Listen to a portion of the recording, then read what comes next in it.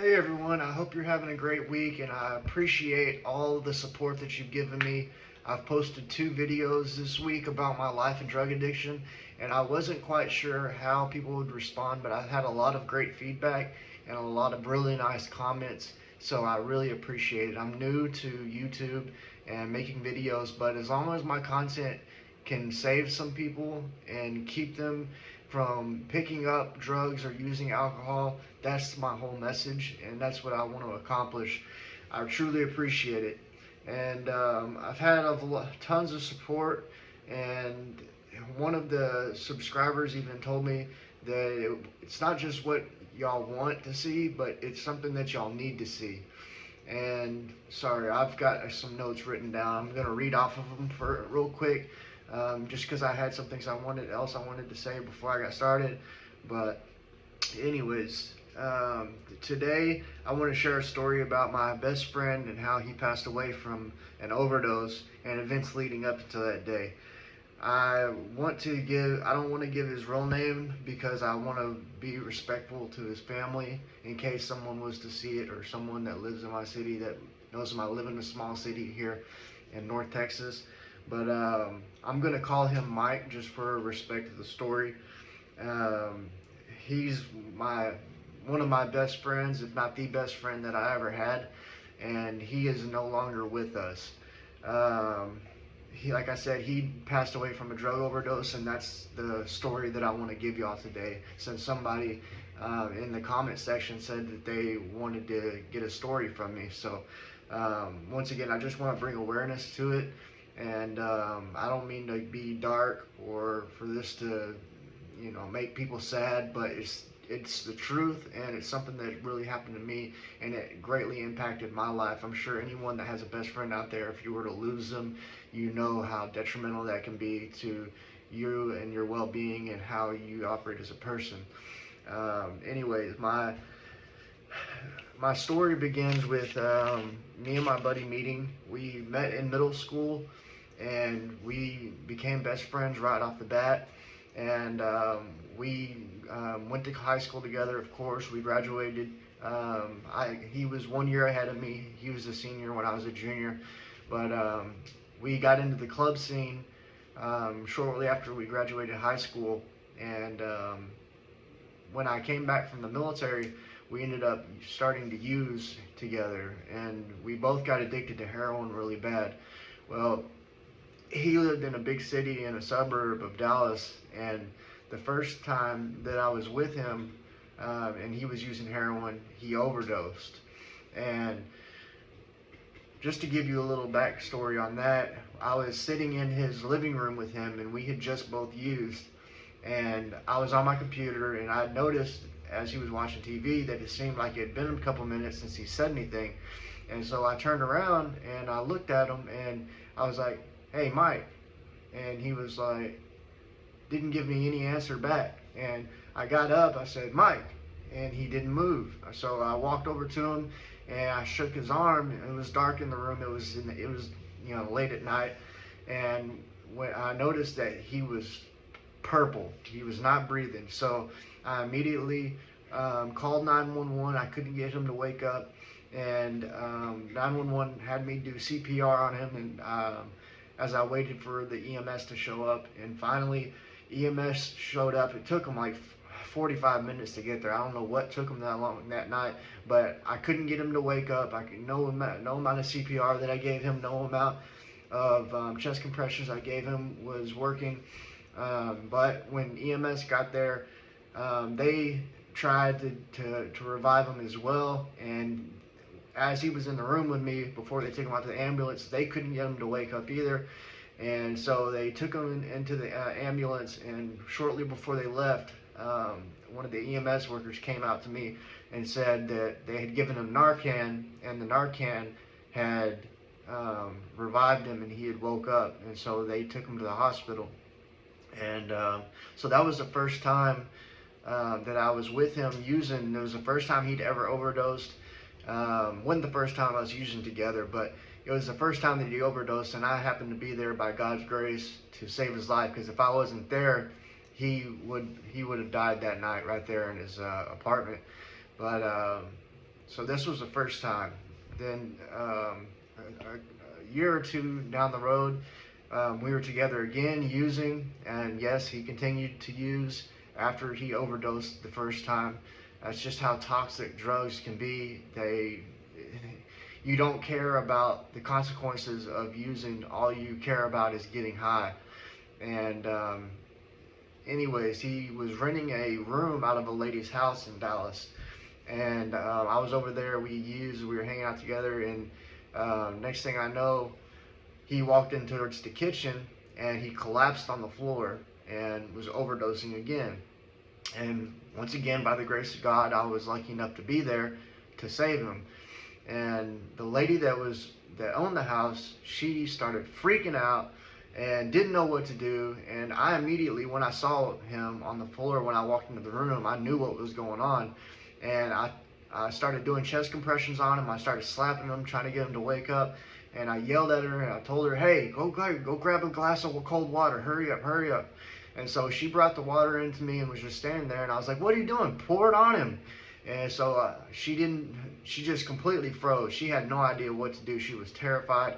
I grabbed the water from her. I threw it down on his face. And she went back and got some more water. And I finally got him to start waking up. And I picked him up. And this was a lot bigger guy than me. I'm not a very big guy. I'm only about 5'10" and 165 pounds, and he was at least 200. So trying to get him up off the ground, he's just dead weight. It was not easy, but I got him up and I walked him outside, and my whole goal was to, once I got him awake, was to keep him up, standing up and walking around, because if someone that's overdosing is laying on the ground or sitting in a seat, they will keep overdosing and falling out again. You have to keep them upright and walking if you want to keep them alert and awake. Because if I was to set him down in a chair, he would just nod right back out and be out again. And then you have to start the whole process over again. And I didn't have Narcan on me. All I was able to do was, like I said, the only things that I knew how to do was to first of all, get him to wake up. So I smacked him on the face and I poured water on him and I started making him stand up. And once I got him up, I knew that I had a chance of saving him without calling 911, as long as I kept him walking around. Well, I got him up. I told him, I was like, go outside. And he walked outside, opened the door, and then fell out as he was walking, hit his head on the rail. And I walked outside. I picked him up off the ground. I held him, and I made him start walking around the block. And what's something that's very strange about heroin overdose or opioid overdose, whether it's pills, fentanyl, heroin, a lot of times people, when they're overdosing, they don't realize they're overdosing. They just think that they're really high. And he was getting pissed off at me because he was telling me I was ruining his high by continuously making him do stuff and smacking him around and putting water on him.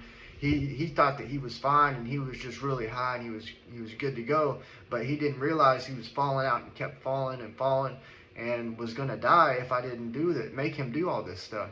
So I made him walk all the way around the block. I made him walk about a mile and stay alert and awake, and I was able to once again save his life by the grace of God.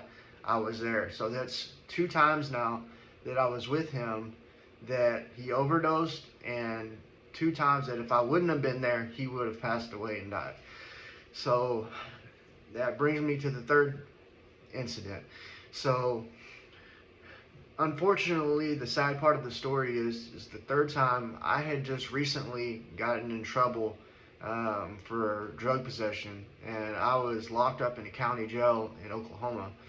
And while I was locked up, I was only in county jail for about 4 months, but about the 3rd month I was in, I had a phone call that I made to my grandmother, and because I was told through a letter that it was urgent that I needed to talk to her, and I found out through her that my best friend had been found in his car down in Dallas by a police officer, dead, and he had overdosed on heroin, and the needle was still in his arm.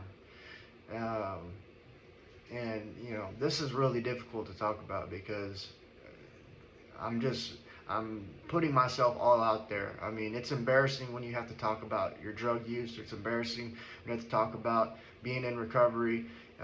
People look down on that. It's a taboo subject. I'm not proud of being a ex-drug user. I'm proud that I am in recovery, but the toll it takes on you and your family is just insane. The damage that it does. But unfortunately, the third time that he overdosed, I wasn't with him and he passed away.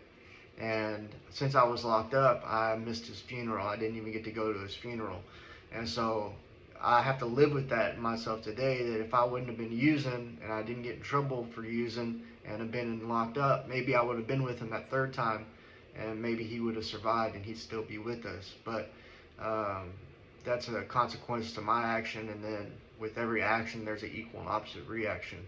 And unfortunately, I wasn't with him for the final time that he overdosed. I wish I could have been there to save him, but you know, God has a funny way of working, and I have to live with that now. But I just want this to be something that if you're in a bad place or you're going through something difficult, you're in active addiction, please go seek help. Go to any kind of rehab that you can. I know it's expensive in the civilian sector. Luckily for me, I'm a veteran, so I got to go to rehab for free with the VA, the Veterans Administration hospitals. But you need to at least have 90 days in a institution for it to be good, in my opinion. I've seen people that have gone to 30-day treatment facilities and get out and be able to do it, but for me, 30 days wasn't enough and isn't enough. I need to go to a 90-day or even a 6-month to a year rehab to get my feet back on the ground and keep me straight. And don't be afraid to go and get treatment if you are in active addiction. Sorry, someone's calling me. Don't be afraid to go and get help and admit that you need help, because it could save your life. And know that if someone is ever overdosing, use the techniques that I said and I mentioned in my video. Get the person upright, get them alert. If you have to give them CPR, give them CPR. But there's something that you can also get from pharmacies called Narcan. Narcan immediately blocks the opioid receptors when you spray it into their nostrils, and it revives them. That's what the paramedics used the first time to get him to wake up when I couldn't do it myself. So I just hope this video brings awareness and it helps somebody in their everyday life, whether you are a drug addict or you know someone who's an addict or you got a family member or a friend that's an addict. Be aware of this stuff, and please, if you enjoy my content and you enjoy stories like the one that I've just told you, even though it is kind of sad, please give me feedback, like my videos, share my videos with someone that you may know that needs to see it, and please subscribe to my channel. As long as I keep getting more views and I keep getting new subscribers and people comment and give me good feedback like they already have with the first 2 videos that I posted, I'll keep pulling out these videos, and I'm trying to become a YouTuber and use it as a way to spread awareness and help people that are in need. And if you ever have anything you need to talk to me about, you can comment under the videos and I can get with you on a sidebar and have a personal conversation with you if you need help with something, or if you have any questions, or if there's anything you want me to address. Just comment on the videos, like, share, and subscribe. And please don't hesitate to message me if you need to talk to me or you need help with something. I'm here for you, and I love you guys. I really appreciate all your love and support, and I hope that you have a blessed day. Thank you.